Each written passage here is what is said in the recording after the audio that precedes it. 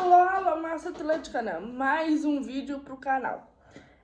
Na última sexta-feira, eu tava assistindo a live do Felipe Melo no seu canal do YouTube e me chamou muito a atenção uma fala.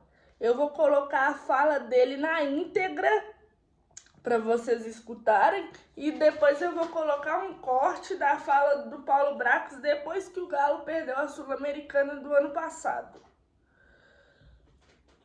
Da maior equipe do Paraguai, que não é o Cerro Porteño, mas é o Olímpia.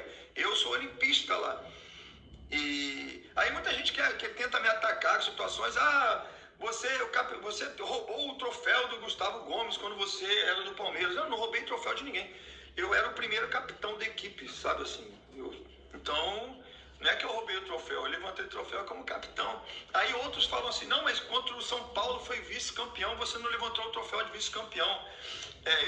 Eu tive esse problema, realmente. Se alguém de vocês, torcedor, vocês gostam realmente de quem levanta troféu de segundo lugar em Delza, pô, cara, show de bola. Eu nasci para vencer, eu nasci para levantar troféu de campeão. E tudo aquilo que não é título, não é troféu, para mim é uma dor muito grande. Então, naquele momento, eu nem sabia que tinha troféu de segundo lugar. Até porque, acho que foi só naquele ano que tinha troféu de segundo lugar. Só naquele ano. Apesar de que quem terminou o jogo como capitão foi o Gustavo Gomes, que foi lá, pegou o troféu e eu nem estava mais. Mas vou ser sincero, acho que se eu perco um título assim, eu não tenho cabeça para pegar troféu de vice, não. Por isso que troféu... Você viu na Copa do Mundo ter troféu de vice? Já viu ou não? Viu, Libertadores, você pegar e levantar o troféu de vice? Então vocês que gostam ou têm feitio por levantar troféu de vice-campeão, eu nasci, tem no meu DNA levantar troféu de campeão. Campeão. Dito isso, Gustavo Gomes. Agora ele vai falar do Gustavo Gomes. Agora eu vou botar a fala do Paulo Brax depois que o Galo perdeu a Sul-Americana do ano passado, de 25. Calma aí.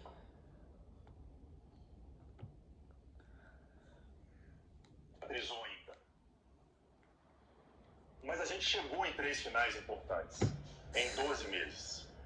E a gente não pode apagar que estar nas finais é estar mais próximo de ganhar. A gente entende a frustração, mas a gente trabalha para minimizar essa frustração e esses erros, que a gente sabe que aconteceu. A gente tem ciência dos erros que aconteceram em 2025. E a gente sabe que ainda que aquela uma bola, ou a bola da trave, ou a bola que o goleiro defendeu, nos levaria hoje a estar comemorando, levaria a um êxtase, a uma ressaca positiva, não moral. A gente sabe que ainda com o título, a gente não apagaria o que fizemos de equivocado no ano de 2025, e a gente vai trabalhar muito para minimizar isso em 2026. O trabalho de 2026 já começou, mas a temporada ainda não terminou. Ainda temos 4 jogos muito importantes. E ao final desses jogos, aí sim vamos fazer uma análise geral da temporada. Eu não vou pedir ao torcedor, acho que eu não tenho o direito de pedir ao torcedor para ir ao jogo amanhã. A gente respeita essa dor. Eu sei como é. Mas a gente gostaria. Tá. Você viu a diferença de mentalidade? É isso que eu falo muito. Falta um cara campeão, o Felipe Melo, que eu pus a fala dele primeiro aí.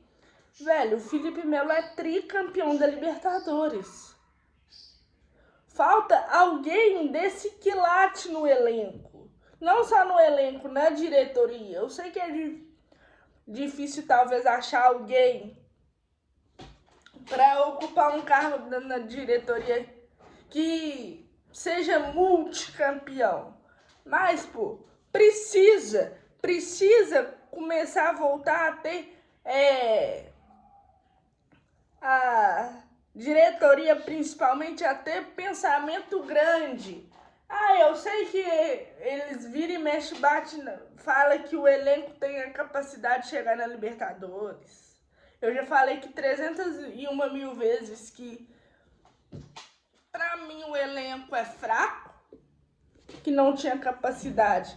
Mas depois de ver os resultados, eu tava fazendo uma projeção, até mesmo na própria sexta-feira, se o Galo ganha do Inter e do Vitória, o Galo tem 32, 33, 34, 35, 36, 37, 38.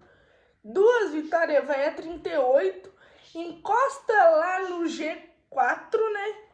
Com um jogo a menos, 38, 39, 40, 41. O Galo pode, fazendo o seu jogo a menos que tem contra o Bragantino, ficar em terceiro. E eu falo que falta mentalidade porque, gente, com todo o respeito do mundo ao Lanús, gente, aquela derrota na final da Sul-Americana não me desce até hoje do jeito que foi. Pior é a da Libertadores, né? Aquela da Libertadores, pra mim, nunca vai descer. Com a mais o jogo inteiro, o time não conseguiu ganhar do Botafogo. Aquilo ali, pra mim, foi uma das maiores vergonhas da história do Clube Atlético Mineiro, perder do jeito que perdeu pro Botafogo. Com a mais, o contexto que foi o jogo ali, perder aquele jogo, na hora que o Gregory foi expulso, falei assim, pensei, né? O Galo é campeão. Tem zero chance de dar revés. Não. Aí deu o revés que deu, o Botafogo foi campeão. Mas no ano seguinte, que o Galo foi vice da Libertadores, foi vice da Sula. Por um lado, eu entendo o argumento, em 12 meses o clube brigou por 3 títulos, 2 continental e 1 nacional, que em 24 o Galo chegou à final da Copa do Brasil também, né? Perdendo para o Flamengo e tal, mas chegou, tava lá. Mas essa mentalidade, pensar pequeno, porque hoje, muito dos pensamentos da diretoria, para mim, é pensar pequeno. Por exemplo, contratar jogador que, em fim de contrato, dependendo do jogador, é pensar pequeno. Por exemplo, se vier e trazer, vou dar um exemplo que estava até aqui no futebol brasileiro, que eu vi que rescindiu o contrato com a Juve, que é a Juventus, com a velha senhora, que é o Arthur, volante. Um cara desse nível, claro que não deu certo lá na Europa, tá voltando. Se fosse, coisa que eu acho que não veio acontecer, mas o Arthur resolveria o problema. Eu vou dar outro exemplo, o Thiago Borbas. Por que trouxe o Thiago Borbas, gente? Gente, é cada contratação que não dá para entender o sentido.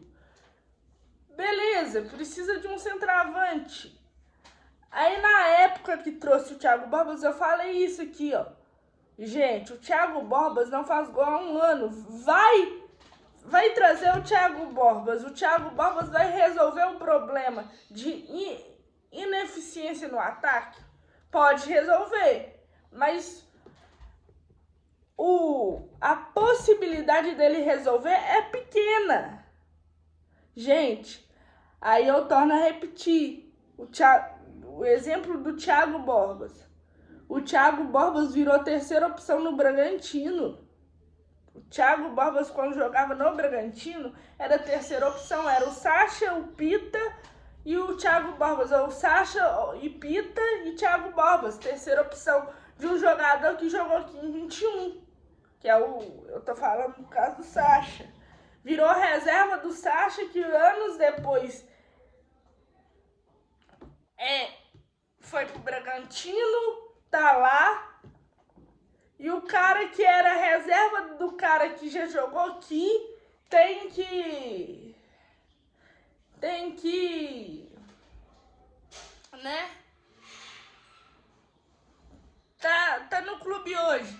E outra coisa, talvez não seja nem tanto questão de pensar pequeno, não, mas é questão de parar também, saber encerrar ciclo. Eu já tô cansada de jogador que é revelado no Galo. Passa 2, 5, 10 anos que tá lá fora. Eu não tô falando o caso do Fred e do Bernard, não. Daqui a pouco vocês vão entender quem que eu tô citando. Foi uma especulação nos últimos dias aí. Por exemplo,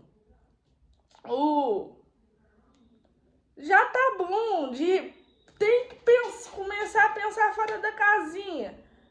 Daqui a um tempo, vai querer montar o time que foi campeão em 21 de novo.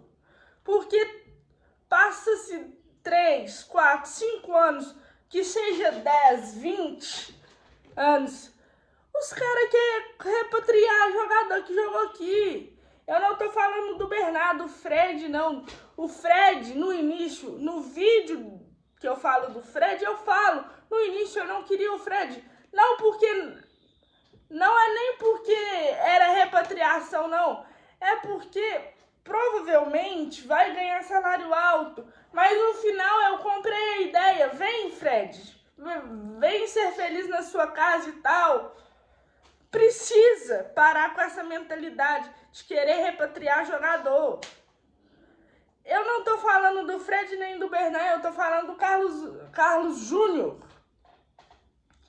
que saiu esse tempo atrás. É especulação, gente. Eu já falei que é centroavante, outra posição que não for um zagueiro e um ponta, é especulação. A diretoria não vai contratar, mas tem que pensar fora da casinha. Pensa muito dentro da casinha, jogador que já jogou aqui. Aí uns vão falar assim, quando pensa fora a torcida também critica. Mas não é pra ir no Thiago Borbas, que era a terceira opção, não, gente. Não é pra ir no Vitor Hugo, que era a terceira opção do Bahia, não, gente. Pensa grande, pensa fora da casinha. Eu sei que o Galo não tem condições. Por exemplo, vou dar um exemplo de um jogador que tá livre. Aí vai falar assim, o time vai virar um asilo.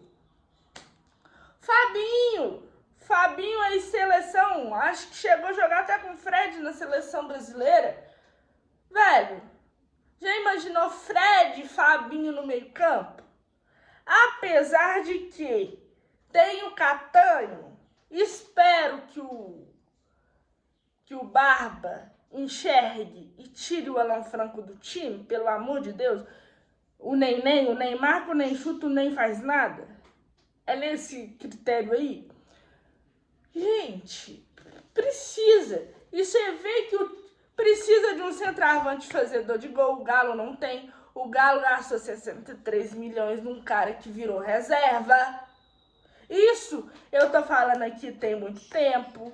O Galo gastou 48 milhões no Júnior Santos, que não tá nem aqui. Gastou quase 40 no Rony. Gente, é muito dinheiro rasgado e jogado no lixo, igual eu já falo aqui há muito tempo. Para um time que tem, teoricamente, supostamente, pouco poderio financeiro, ficar rasgando dinheiro e jogando na lata do lixo, é isso que dá. O Caxerra não vale 63 milhões. O Minda não vale 56 milhões. O Minda ainda pode recuperar, porque o Minda é novo. Gente, o Galo, eu já falei e eu repito aqui, as contratações que o Galo tá fazendo ultimamente não são de jogadores que estão sendo especulados. O Cassierra foi especulado, o Minda foi especulado, o Maicon foi especulado, o Lodge foi especulado. Tô falando de jogador do meio do ano, do início do ano. Agora no meio do ano, Léo Duarte foi especulado.